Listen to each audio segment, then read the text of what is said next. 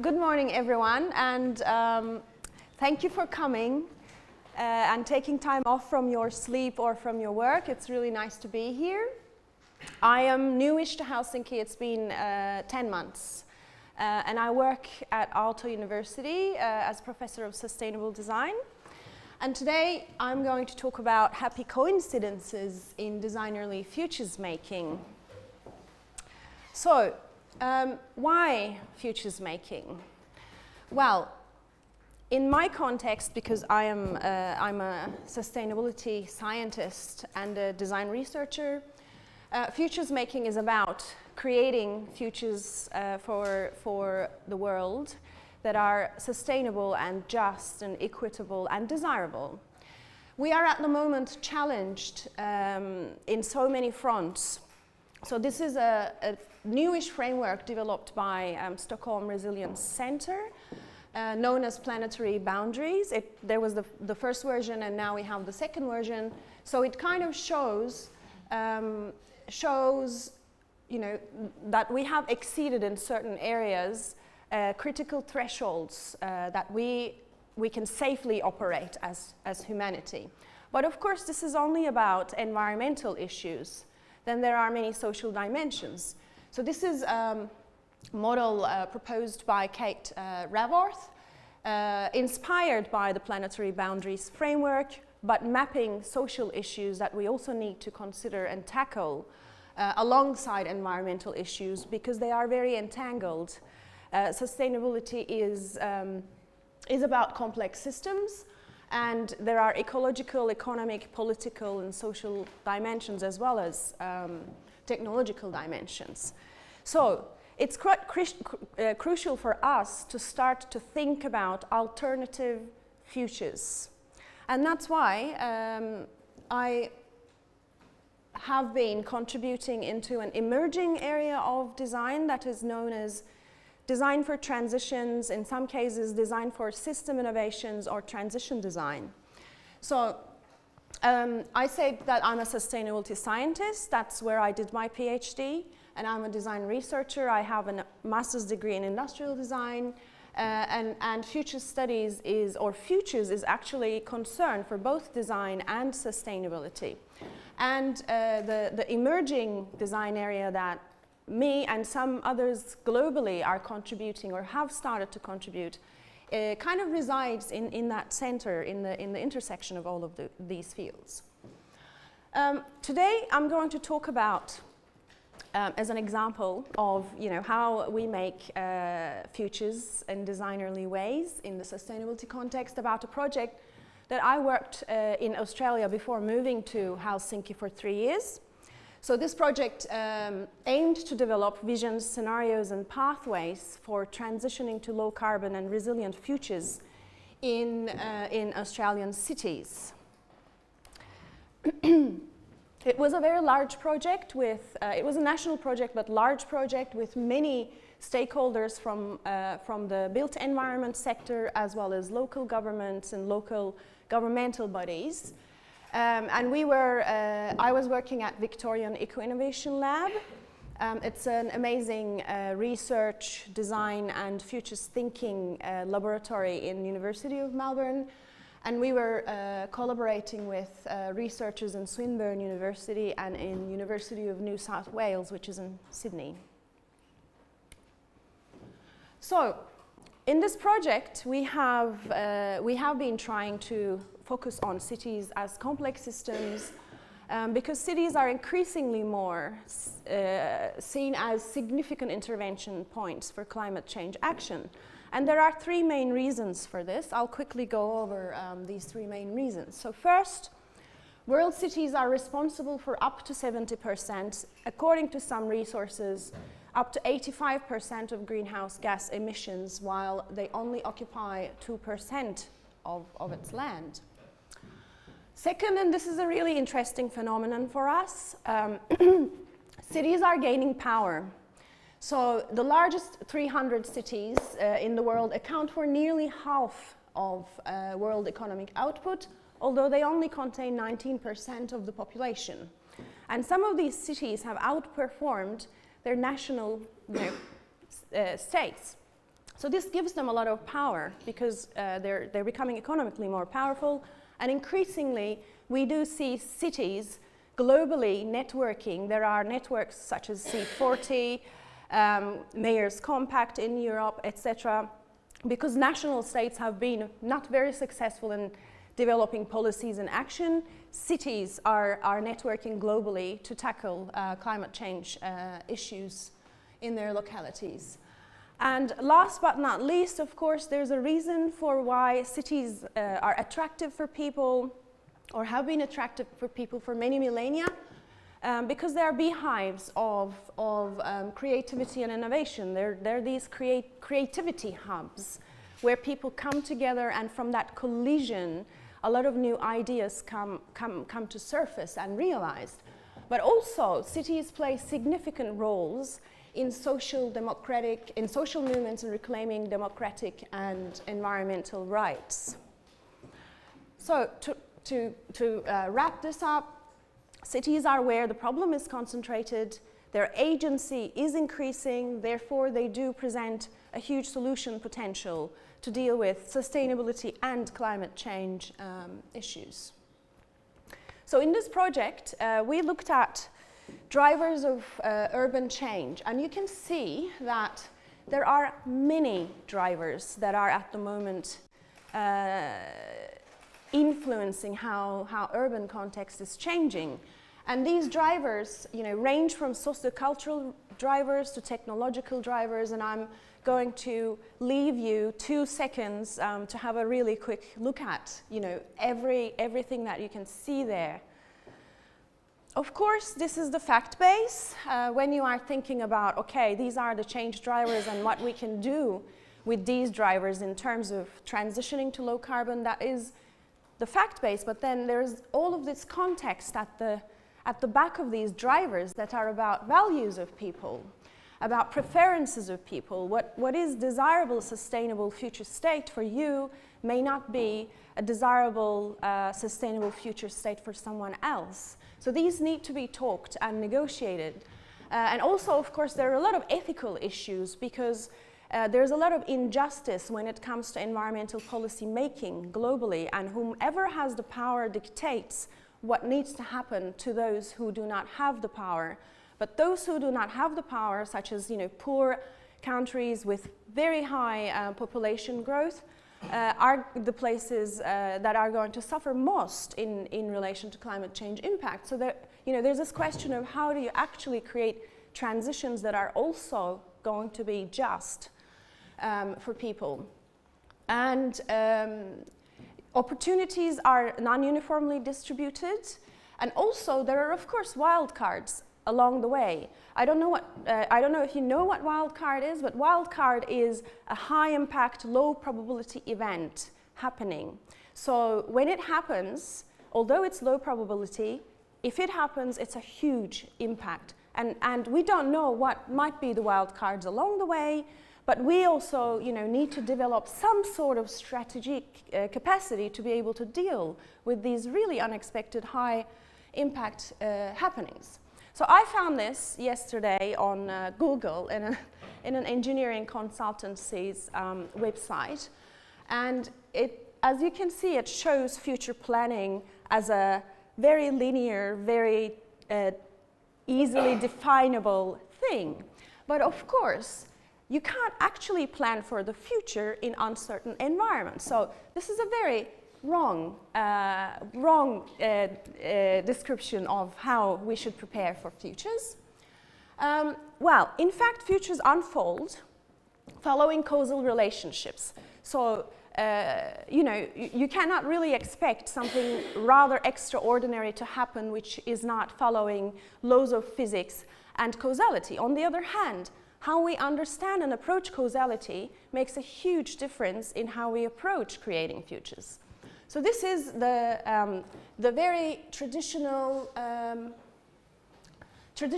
way that we have been understanding cause and effect chains, starting from Newton, actually. Newton is the one who's responsible for this linear understanding of cause and chain effects. But in reality, world is complex, And cause and effect chains are not linear, there are feedback loops, and we may not be able to identify some of the causes or some of the implications of certain happenings. Therefore, there's a lot of uncertainty and serendipity. And how do you work when you don't, you know, when there's a lot of uncertainty on, particularly in relation to complex systems such as cities or, you know, social systems, a lot of parameters, a lot of drivers of change. There's no way that you can plan for the future because there's always going to be a lot of unknown, a lot of serendipity. So in this project, we followed a design-led methodology in order to tackle this challenge of, you know, how you deal with futures thinking in the face of a lot of uncertainty. So our process was very participatory. We have engaged a lot of stakeholders and partners. We followed a very iterative methodology, and our methodology had creative, analytical, and integrative components, and it was transdisciplinary. So this is the timeline, and this is a very simplified version of a rather complex process that we followed.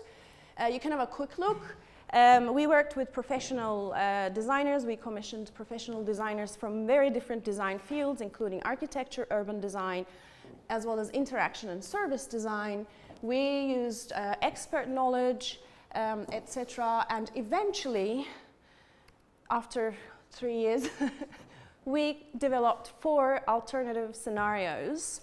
So that these are externally distinct from one another, but internally consistent. This is cognitively very, very challenging task. And it shows these 4 different, you know, futures across 3 generic city density levels. And I have put the keywords for you just to give you an idea of, you know, the differences between these scenarios. And many people, more than 100, 150 people have contributed into the thinking behind these scenarios. But that's not what I'm going to talk about.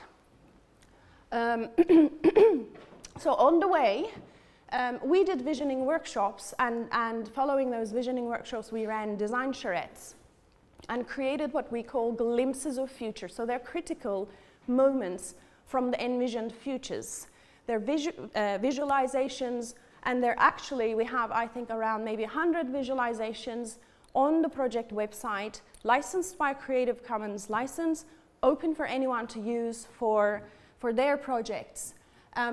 We got the most value out of those glimpses, out of those visualizations. And I'm going to now talk about 2 instances of serendipitous learning through that process of glimpse generation, visualization of those critical moments from future, as, you know, as imagined by stakeholders, citizens of the cities, and businesses who are operating in the cities, to give you a taste of, you know, what is so serendipitous in the process itself. So this is one of the glimpses that one of our designers created. It's called the living road. So according to this glimpse, this is a road that has living material. It grows. He actually even designed a road grower fertilizer packaging, which we have showed to our stakeholders. The road itself, you know, is kind of PV surface, so generates electricity. It has Wi-Fi connectivity, and what happens is the municipalities come and kind of start to grow this road, but then the community, the neighborhood community, takes over and maintains and looks after the road. Now, we had a lot of initial kind of reaction from particularly right-brained people, such as, you know, hardcore engineers or hardcore planners, etc. And they were like, "This is not technologically feasible. It's just, why are you showing this to us?" But as we continued conversations, the value that this glimpse has in its symbolic meaning, not in its technological potentiality. Because as we continued conversations using this glimpse with our stakeholders, we were able to develop new models of infrastructure governance. And that was really interesting for us because we're used to local government doing everything for us, but then in these alternative futures, it's very likely, or maybe desirable for some people, that we take care of the infrastructure that is serving us. And that's an entirely different model than what we are used to. The other glimpse that I absolutely enjoyed working with is this cool hub. So this image shows, I don't know if any of you has been in Melbourne, but like many sensible cities, it has a river crossing the center of the city called Yarra. So that's the river, and it shows a cavity under the river where people are gathered. Now, Melbourne is prone to increasingly more incredibly difficult and hot heat waves. And I've been to I've been through one of them, 5 days, 45 degrees, day and night, and I was hallucinating on the 5th day, I think. So really difficult, and these are expected to increase. So one of the ideas was, we need to create resilience for these events that are upcoming. And of course, air conditioning is not the most sustainable option for this. And we also want people to develop, communities. So the idea is that, there's going to be these cool hubs in the city, multi-purpose use places where people can go in these heat waves and hang out. But this is particularly interesting because this is a cavity under the river Yarra.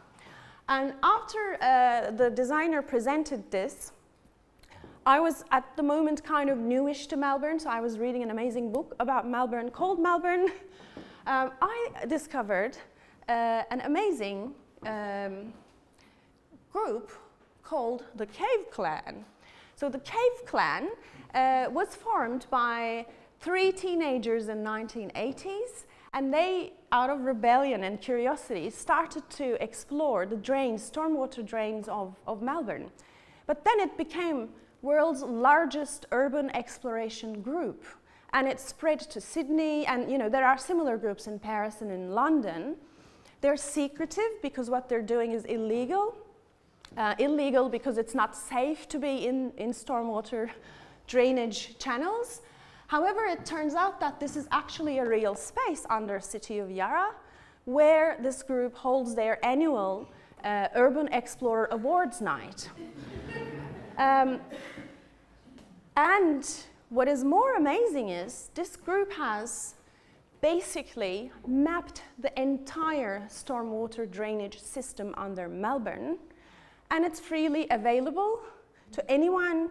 And of course, you can't really connect with these people in kind of more conventional ways. You have to send a letter, a snail mail, to a post box, request it, and they send a mail back to you and give you the map. It's an incredibly valuable knowledge piece.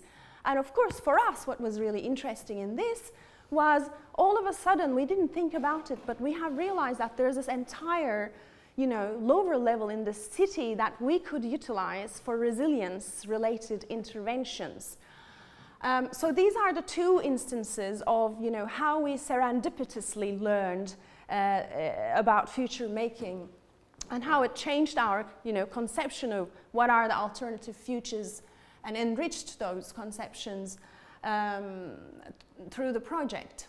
So there is a saying that I only 50% like, and it actually goes back to a quote from Abraham Lincoln, but it's distorted. So the best way to predict the future is to design it, because we cannot predict the future. But of course, design traditionally has imagined the world to be in order, and design being the one of the kind of attitudes that could put whatever is not in order into order. But this conception is now changing. in the broader field. And we're increasingly realizing that one, world is actually complex. Two, we are a little bit troubled. You know, we're going through some troubled times. Three, now we're in post-industrial era, so design is, you know, is losing its kind of applied value of being the creator of mass-produced objects and being the pusher of consumption. So design is moving from an artifact-focused position to a position which facilitates such collective creativity, and also, you know, it is moving into the strategic thinking area and plays many roles, although, you know, not tangible roles, as the public expects still designers to produce posters or vases, but very intangible, but very important roles in transition design. So there's one last thing supposed to be, no? Anyhow, so how we use design is basically testing the kind of the borders of reality and using it to playfully and creatively explore what are those alternative future states that we could aspire for by way of engaging large stakeholder groups. This is the end of my talk, and there was a thank you slide, but I don't know where it went to.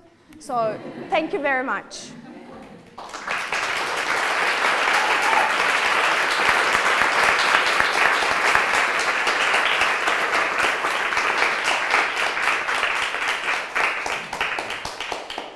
Computers, never trust computers. Of course.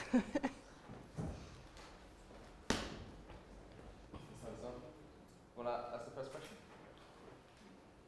Yeah. Hi, my name is Paul, and I'm talking about Serendipity. I actually happen to live in Melbourne. I work in one of those universities, and some of my students actually have participated in the CLC. Oh, okay. So here we are. So I'm actually particularly interested in the serendipity aspect. Do you have any thoughts on how to actually increase the likelihood of serendipity, or does it just happen if it happens? I guess the whole idea of, you know, the concept of serendipity is something that you cannot control, but when it happens, it makes you happy, right? It's so. Of course, I should state that, you know, throughout the uncertainty that is going to unfold and influence how the futures are going to be, there are potentially a lot of unhappy, you know, events. But serendipity, if we take it as a coincidence, coincidental happening, and because we actually want to move towards desirable as well as sustainable futures, I think could be a quite important component if we stop trying to control, you know, trying to control how the future is going to be, because we actually can't do that. We can only be playful. We can develop foresight and we can develop contingency, because and those scenarios are actually a way of creating contingency, because we don't know how those drivers are going to unfold and, you know, what are the dynamics going to be. But by way of creating contingent, you know, scenarios, you are potentially preparing yourself towards responding to whatever is represented in that spectrum of futures. And I do think that, you know, serendipity, or at least I hope that there will be a lot of serendipity along the way, meaning happy coincidences, as well as potentially quite unhappy things as well. Does this answer your question? Yeah, I guess. Yeah, okay.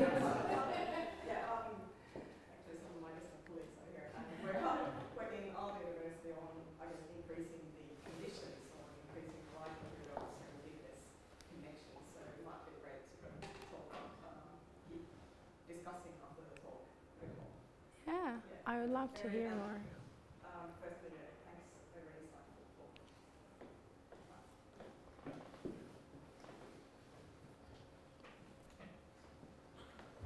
Was there something?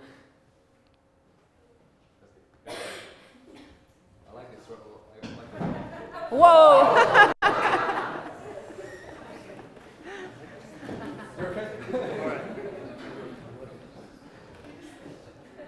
Luckily it's soft. Somebody I thought about a lot, like kind of in the personal life, to kind of thinking about. Like I see I like what you said, that it's complex. The systems are complex, and especially when kind of you think about kind of the personal life, you kind of see that there needs to be change, and I want to be part of that change and do change. But then I'm like, okay, well, so what should I do? And it's really difficult kind of to navigate in that system.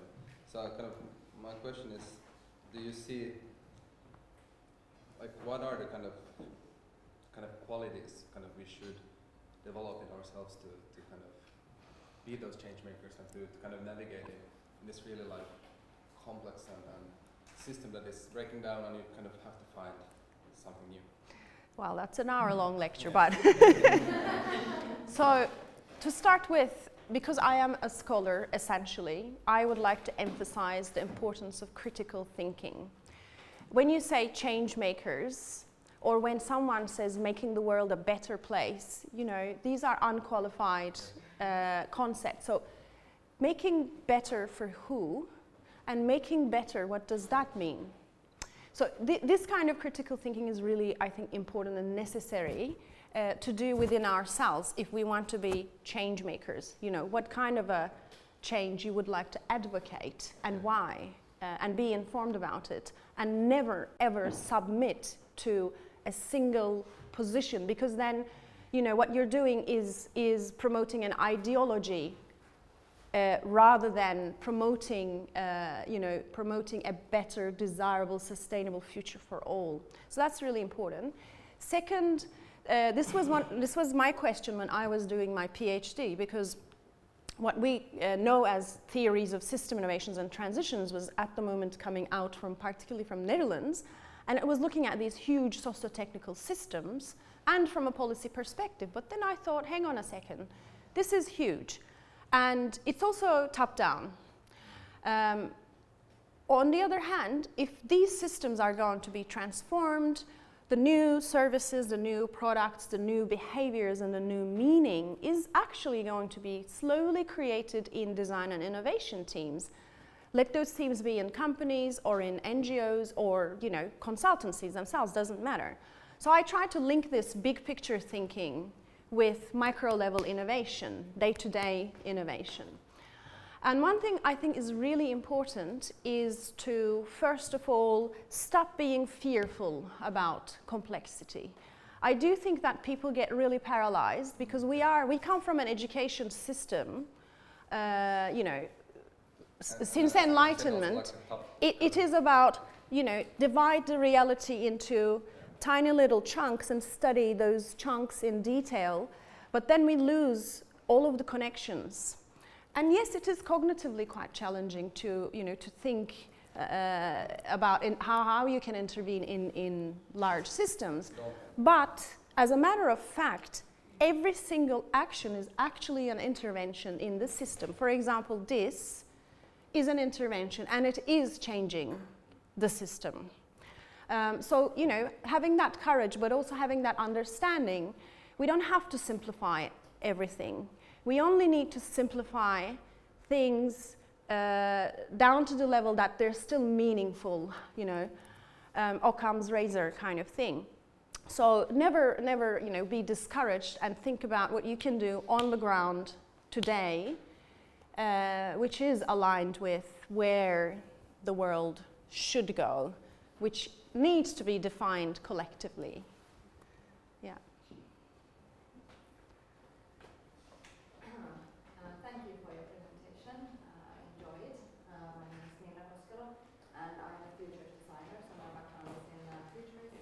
I'm a professional futurist and service designer. And with my colleagues, we have actually combined future thinking and design thinking as a framework. So I'm really happy to see that it's being applied by more and more people.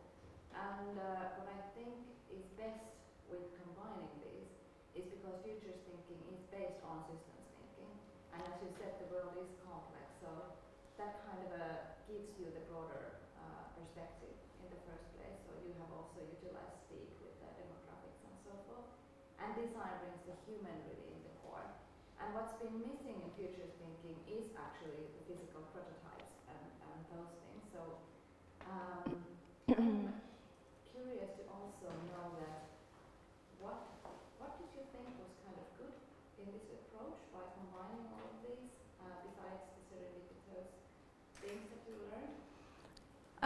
Thank you. It's really nice to actually hear that practices are moving into this space increasingly more.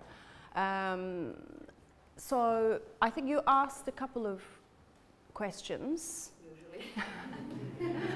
So what did I learn and what did I think was useful? Well, I learned a lot of things. One of them was I used to be a quite, I wanted to control everything and I wanted to know how things would unfold and etc. And I'm a much more relaxed person, but not only in my personal life, but also in my approach to, the world. I used to be quite worried about where the world and humanity was going. Now I'm not worried because, I'm doing my best, and also what I dictate as desirable is not necessarily desirable for all. So I am humbled quite a lot through this long process. I've been working in sustainable design since the year 2000.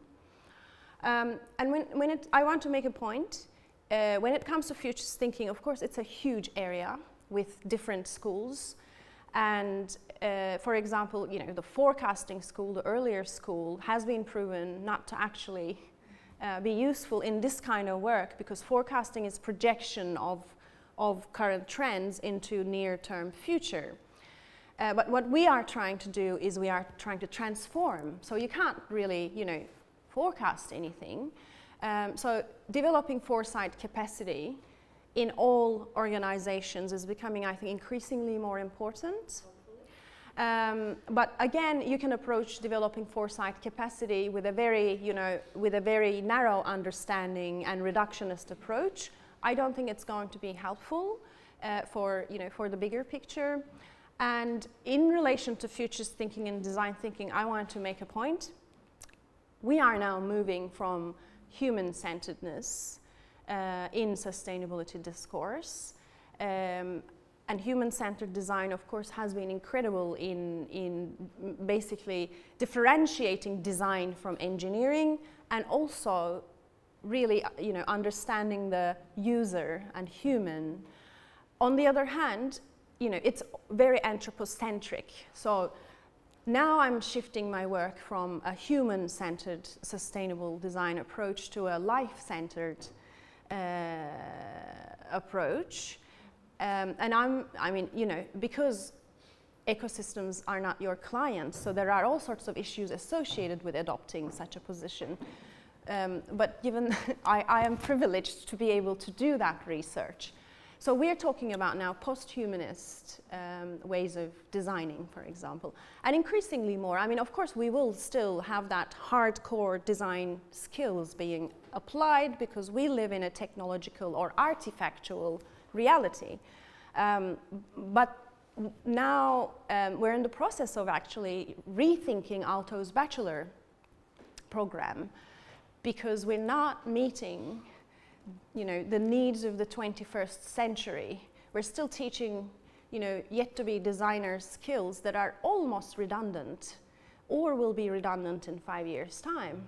So it's interesting because at the moment design is going through an identity crisis as such. A lot of students of mine are asking me, I don't know what I'm doing. I don't know how to define myself. I used to be a visual designer, a graphic designer, product designer. Now in this field, they just have this difficulty because the societal expectation has always been focused on the artifact. But now the process and the cognitive abilities that are supposedly unique of designers are becoming more important.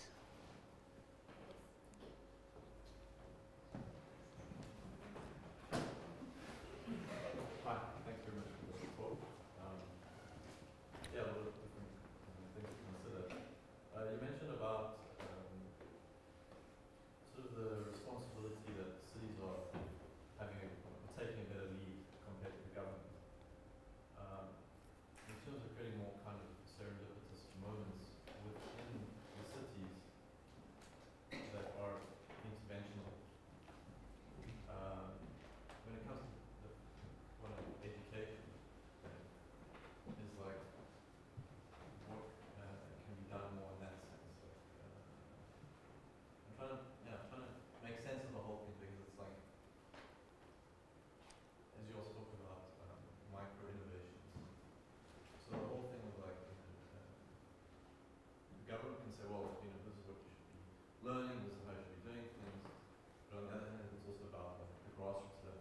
that each individual is taking responsibility to understand their own situation and what impact they have, and then based on their curiosity, where they lead to, and running with that. So it's a question of, are societies moving towards how they're becoming more aware in that space for themselves to have more of the serendipitous moments that fall in line with the role that because of the biological environment changing and societies, this is how they've grown, that people can actually take action and do something about that. Question?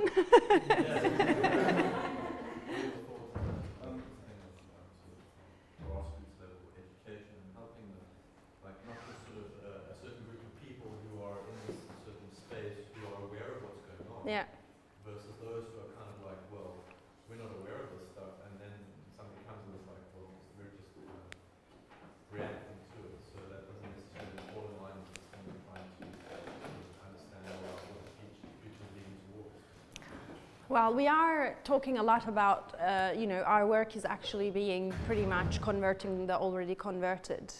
Yeah, so we are having all of these conversations in small circles, and it's kind of like, a self-assuring activity that makes us feel good, but not necessarily, expanding its impact. I think one thing really important is we should stop seeing people as us and others, or goods and evils. If you ask anyone, everyone wants a better world.